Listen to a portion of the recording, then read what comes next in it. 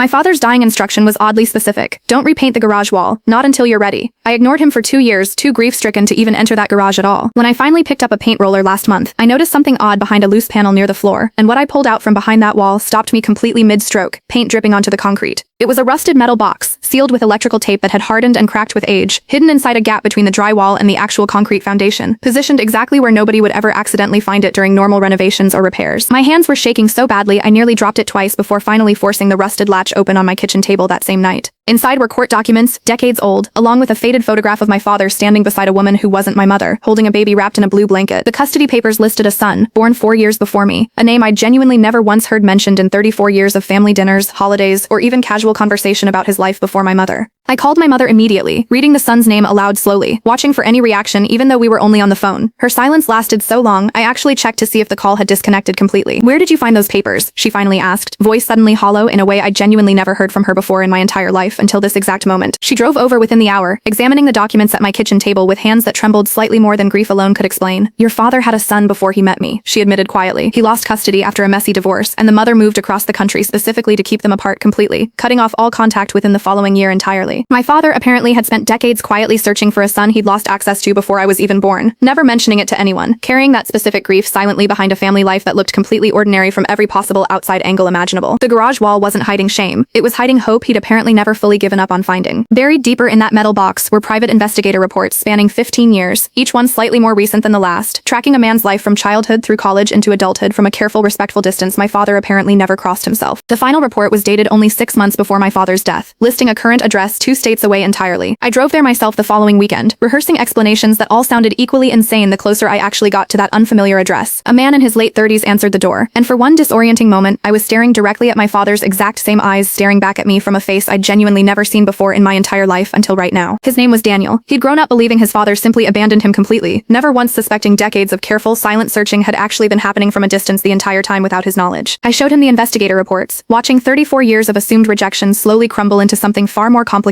standing right there on his porch. Daniel and I talked for 6 straight hours that first visit, comparing entirely separate childhoods that had somehow both been quietly shaped by the exact same man's careful, distant, permanently unspoken love neither of us had known to properly expect or understand until this exact moment finally arrived unexpectedly. He kept the final report, the one closest to our father's actual death. We visit our father's grave together now, twice a year, 2 brothers who spent decades as strangers because a court decision and a fiercely protective mother kept them permanently separated against his quiet, patient wishes. If you found proof someone loved you from a distance their entire life without ever once reaching out directly, would that be enough? Comment yes or no below, and subscribe for more true family secret stories.